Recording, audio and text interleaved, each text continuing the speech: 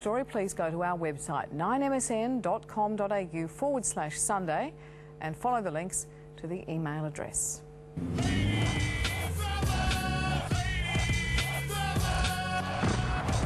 Guess who's back? It's Friday night in the suburbs and young men in cars are on the move.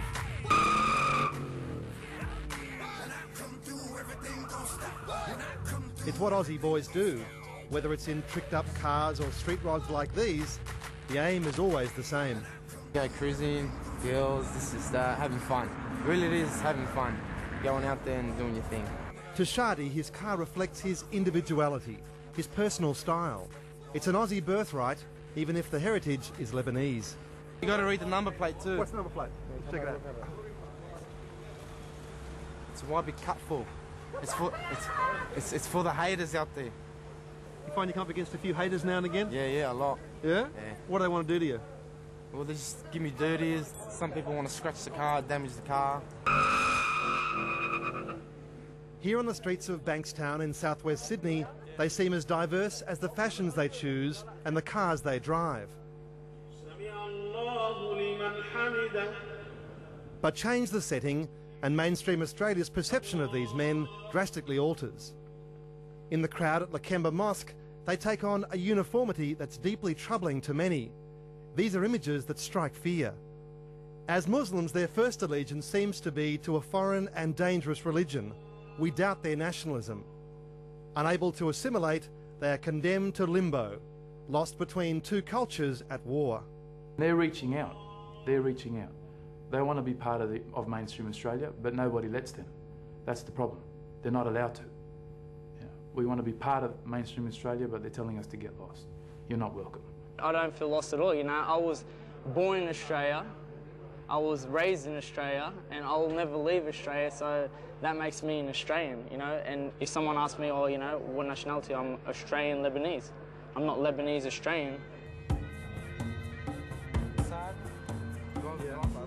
Today on Sunday, second-generation Lebanese Australians speak of life as foreigners in the land of their birth. They tell of the growing racism they perceive, their feelings of alienation, and the price we all pay for this. They explain why they're so angry. And I see the situation escalating because I can tell you that there is simmering tension within our community. When you'll have people marginalised, people pushed in the corner, they're going to bite back. And they're going to do it in very unpredictable way, in very unpredictable fashion. The Mufti of Australia, Sheikh Taj el-Din al-Halaili, has unwittingly revived a damaging debate about the sexuality of young Muslim men. His comments likening women to uncovered meat were widely interpreted as encouraging, even inciting sexual assault. This is encouraging young men to a violent crime on the basis that it's okay because it's the woman's fault. Now, this is against Australian law. Such views reinforce the notion that Australian Lebanese men can be mobilised to criminal action by their religious leaders, that the Quran comes before the law of the land. I don't think that anything he said incited what, you know, people can I can listen to Tupac if I want to, I can listen to Nickelback if I want to. If I want to follow what this guy followed, that's up to me. That's my perception. And you also go to the mosque and listen there as well? Yeah, I'll go to the mosque here and there. Many of these young men attended Punchbowl Boys High School in Sydney's southwest. The school produced a notorious group of rapists that terrorised young women in 2000. The leader of the gang, Bilal Scaff, now serving a 32-year prison sentence for his crimes, is always identified as Lebanese Muslim. Hasn't there been anyone from Australian background that's been a rapist? How come it wasn't such a big deal? How come it wasn't all over the news, the papers? But because it was Bilal Scaff and he comes from a Middle Eastern background, they had to make it a big story to go against Middle Easterns. These young men say they understand where traditional culture ends and the law begins. What comes first, the Quran or Well, basically, there's different rulings. Like if you look at, for example, in Islam you're allowed to marry 4 women, but it also says you have to follow the whatever country in you, the rules in the country. Australia doesn't allow that, so that's where the ruling of Australia comes before. They come in together, they're integrated together. So really, you have to obey both of them, and by obeying Islam, you can't do it in Australia. So really, it's not which one should I choose. They work together. far from being lost, they say they can take the best of each culture. What's the Lebanese part of your culture? I mean, I'm Lebanese at home. I talk Lebanese I talk Arabic to my father and my mother, you know, and I eat Lebanese food every day at home, and that's my Lebanese culture, you know. And when I'm out and about with my friends, I'm Australian. We're talking right now, all right, is what we've been taught by religion and what we've been taught at school and just by living in Australia. I mean, the Prophet Muhammad he is our inspiration, and you know, so is Ned Kelly. Their attitudes to women under Islam are also influenced by their hybrid life in Australia. The man's got the responsibility of ensuring that his family is okay, but the lady has a more responsibility of ensuring that the kids are raised up right and that everything is... She's like the financial planner, really. What about women of other faiths and other nationalities? Do they get the same... Yeah, look, there's always that one or a few uneven things that happen, and unfortunately it does happen. I'm not saying it doesn't. There's a toilet.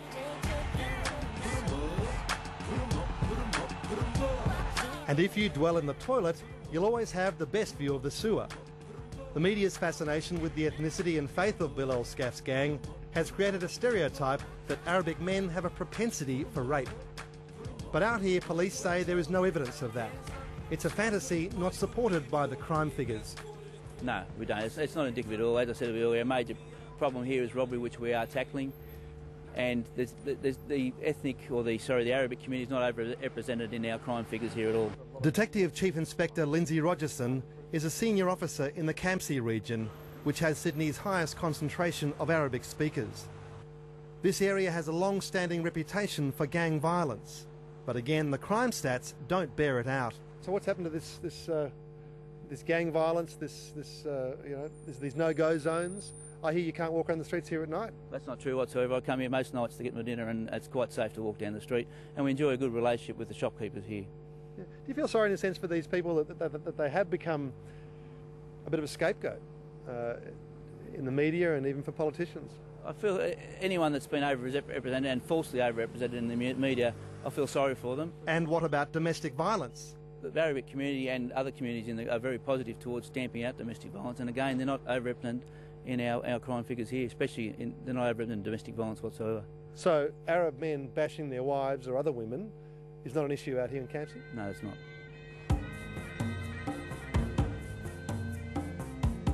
That's not to say the community is crime-free, but rather there's no basis for racial profiling. New South Wales Police set up Task Force Gain to tackle Middle Eastern crime in the late 1990s. Solicitor Adam Huda says it's now facing a shortage of criminals. I'd be quite surprised if any police officer would tell you that there'd be more than 50 people that are of interest. In fact, I think they've run out of work where members of Task Force Middle East, or whatever they want to call it, are knocking on people who they think might be criminals in the future.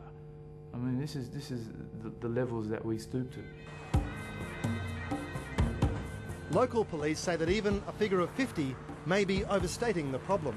We do have a Middle Eastern organised crime squad who are targeting those people on the ground, on the street at a local area command level. I would say that's probably an overrepresentation. There is not one skerrick of scientific evidence that we have a problem with crime, that we have a problem that's anywhere near New York or London or Paris. Academics like Dr. Michael Kennedy of the University of Western Sydney believe the fear of Australian Lebanese young men has its roots in politics, not reality. It's about moral panic. It's about governments creating a common enemy for the public so that they can constantly be seen to protect the public from this common enemy. But the government shaped that common enemy. In 1998, the Canterbury Bankstown area was the scene of a military-style crackdown by police. Responding to media-inspired fear, Premier Bob Carr had already armed police with powers to randomly stop and search suspects, to break up gatherings of young people. They were being constantly harassed. And on top of that, there's a march down the main street of Lakemba. You know, it's almost like, the New South Wales Police march down there like an invading army, as if we're going to show them we're in control. You just can't continually turn up the heat on marginalised and disadvantaged communities and not expect there to be some sort of reaction. And the reaction was swift. A drive-by shooting on the police station at Lakemba in November 1998 drew the battle lines. They ain't seen anything yet by way of retaliation. If they start this business, we'll be on them like a ton of bricks. A zero-tolerance campaign led to more than 1,000 arrests. They're told they've got to come back with quotas. And so at the end of the shift, if they weren't getting their quotas, they're in a panic to arrest anyone for anything in order that the numbers can be met. And some of the assistant commissioners know that this is the case. They referred to it at briefings as bums on seats. We need bums on seats. 8 years on, most young Muslim men say they still experience racist policing on the streets of Bankstown. The young guys growing up, especially security in such an area, would see a Middle Eastern crime, they'll get defensive about it, and then they'll, once they get defensive, then obviously they're going to get a bit arrogant with the police officer, and then he's just going to laugh, and then obviously he's going to put him in the back of the paddy wagon. It's just the way it is. So it escalates from nothing, essentially. Yeah, that's right. Definitely. It's just a random breath test can often get you arrested and your car taken off you. And yeah, they usually try to find something though.